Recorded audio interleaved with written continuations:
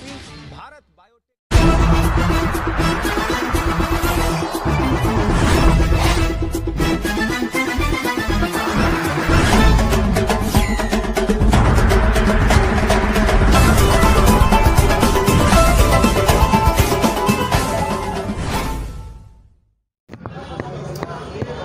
क्या कहेंगे सर चुनाव के त्रिलोकपुरी बाढ़ टूई के चुनाव को लेकर?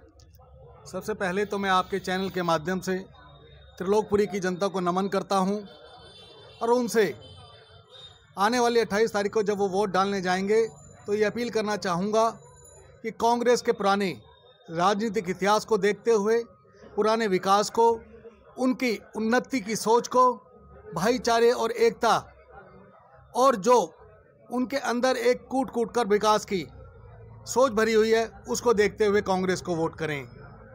क्योंकि कांग्रेस ही एकमात्र ऐसी पार्टी है और एक विकल्प है कि जो दिल्ली को ही नहीं बल्कि पूरे देश को एक साथ लेकर विकास के साथ, तरक्की के साथ आगे बढ़ा सकती है। जिस तरह शीला दीक्षित ने सपना देखा था दिल्ली को सजाने का और सजाई भी थी, क्या उसी राह पर दिल्ली को आप लोग वापस लाएंगे? निश्चित रूप से 2002 से 2007 तक जब कांग्रेस की नगर निगम में सरकार थी, आप उस कार्यकाल को उठाकर देख लीजिए और पिछले 15 साल का भारतीय जनता पार्टी का जो नगर निगम का शासन है, जो उसका राज है, उसको उठा के देख लीजिए। दूसरी तरफ भाजपा केंद्र का पिछले 6 साल का शासन उठा के देख लीजिए, या केजरीवाल सरकार का पिछले 7 साल का जब 3 बार में वो मुख्यमंत्री बना है, उसका कार्यकाल उठाकर देख लीजिए, तो आपको विकास के नाम पर लोगों को ठगा हुआ सा महसूस होता है। दिल्ली के अंदर बिजली और पानी माफ कर क्या आप बाकी विकास कार्यों को पीछे छोड़ देंगे? दिल्ली की जनता को आप बिजली और पानी जरूर दे रहे हैं मुफ्त, लेकिन उसके बाद बाकी जो विकास कार्य पड़े हैं, जो बाकी हमारी ज़रूरतें हैं, वो स्कूल की हो, अस्पताल की हो या विकास की हो, सड़कों की हो, उन चीज़ों की तरफ से पूरी तरह से मुंह मोड़ चुकी है पार्टी और भारतीय जनता पार्टी। क्योंकि आपने कोरोना काल के अंदर देख लिया होगा कि जब 2 महीने बीते थे तो जहां नरेंद्र मोदी ने खाली हाथ तालियां पिटवाई, जेब में पैसा नहीं, जेब में तेल के लिए पैसा नहीं और दिए जलवाए, वहीं केजरीवाल साहब ने 2 महीने बाद कह दिया कि आपको अपना ध्यान रखना है और खुद ही आपने इस इलाज से बचना है, खुद ही इस बीमारी से बचना है। ऐसे मुख्यमंत्री का क्या फ़ायदा कि जो इस बात की जनता को अकेला मरने के लिए कोरोना काल में छोड़ देता है। जो मोदी बड़ी बड़ी बातें करता था, कोरोना के अंदर देश की जनता और दिल्ली की जनता को अकेला छोड़कर भाग खड़ा हुआ। क्या इन लोगों को आप वोट देकर ये बताना चाहते हैं कि जब भी कोई ऐसा संकट आएगा तो ये जनता को फिर इसी तरह छोड़ देंगे जैसे इन्होंने अभी पीछे छोड़ा? आज जनता के ऊपर महंगाई की जो मार पड़ रही है, जो वो केंद्र की भाजपा सरकार हो या दिल्ली की केजरीवाल की सरकार हो, इस केजरीवाल ने पिछले चुनाव में जब चुनाव लड़ा तो वादा किया था कि जब भी पेट्रोल के जो भी दाम होंगे, अगर 70 रुपये लीटर है तो मैं उसके ऊपर से वैट हटाकर दिल्ली सरकार का उस पेट्रोल की कीमतों को 35 रुपये कर दूंगा। गैस का सिलेंडर अगर 700 रुपये है तो उसको वैट हटाकर आधे रेट पे कर दूंगा। लेकिन आज पेट्रोल के रेट कहाँ जा रहे हैं? 100 रुपये के ऊपर से जा रहे हैं। आज गैस का सिलेंडर जो कांग्रेस के राज में 2014 के अंदर कितने रुपये का? 400 रुपये का, जो 800 रुपये का सिलेंडर बिक रहा है। तो इस बात का ये जवाब दें।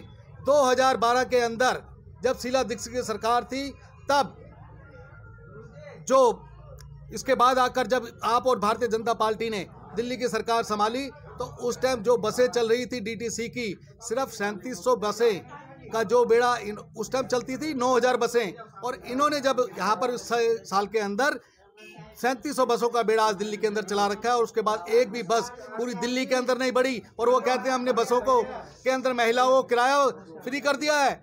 आप 3700 बसें चलाकर क्या जनता को बेवकूफ़ बनाना चाहते हैं? वो 9000 बसें कहाँ गई जो उस टाइम शीला दीक्षित के राज में चल रही थी?